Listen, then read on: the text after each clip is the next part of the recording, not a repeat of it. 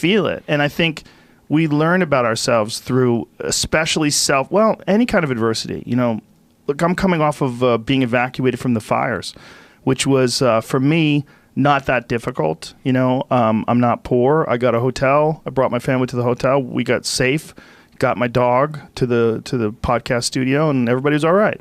You know, but for those firefighters, I mean, 12-hour shifts battling the blaze for people who lost their homes. Some of them tried to save it. There was a story about a guy in Malibu that climbed on top of his roof with a hose and tried to fight off the fire, and he got severe burns, and he's in the hospital. And I mean, it's raining ash and these chunks of fucking fire on people, these embers. They're falling from the sky, and this guy's trying to save his house. I mean, that guy literally went through the fires. He'll be a different person after this. No question. We've been in something of a reality drought. The number of people who have very little relationship to reality. I mean, you know, I used to live in Cambridge, Massachusetts, and you'd come in from Boston, and there would be the sign that said "fresh killed chicken." Like no bones about it, man. Fresh killed chicken.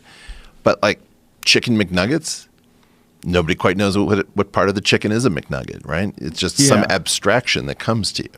And so I think we've gotten very divorced. There are all of these layers of indirection between us and the world. And when a fire happens, it's so overwhelming. We were just choking on the SF smoke in the Bay Area. It gets real after having been unreal for a very long time. Yeah. It's unavoidable. It makes you buck up. Like, you got to get out of there. Like, we got evacuated Thursday at 2:30 in the morning. We were looking up. We were like, we got to get the fuck out of here. Like, I don't give a shit what you leave behind. Just go. Keep your body and go. Everything else, it's either replaceable or you don't really need it that much anyway. Just fucking get out of there. And when you see that fire raging over those hills and helicopters are dropping water on it, and then another house explodes because the gas line gets hit, it's just I saw that. You see that, you go, oh, there's not enough people in the world to save you. There's not enough fucking firefighters or cops. There's too many houses. There's too many people, and a bunch of these houses are going to go. You got to get the fuck out of there. And but there's a certain. I was with a bunch of my friends from my neighborhood, and my friend Tom Segura and his wife. We all stayed at the same hotel. Right.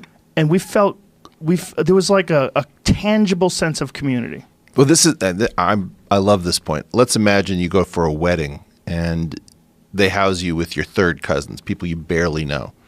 If you're lucky enough that the sewage system breaks and like stuff is leaking out of the ceiling and you guys all have to do heroic, crazy stuff to save the house, you're going to be closer to your third cousin than you are, to your uncle. Right. And this is this very strange feature of the world that kind of a random arrival of diversity is very often what bonds you to some particular human being.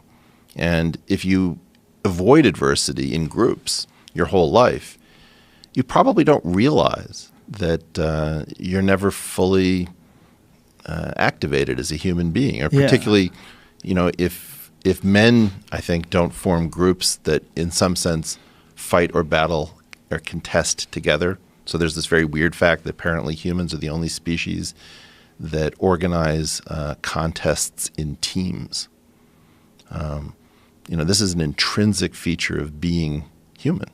Contests. Yeah. Do other animals have any contests? Well, just if they spar. Like chimps, will have these incredible raiding parties. Very methodical, and they'll attack somebody else. But I don't think that they practice it. It's like, okay, you're red team chimp and you're blue team chimp. Well, we're the only ones that do stuff like that can communicate, right? Like dolphins can communicate, but they don't do stuff like that. Right, or you have individual sparring. Like you'll have two bears learning to play with each other because it's safer to play with your brother in childhood than it is to just suddenly show up against some big-ass bear and have to compete for female.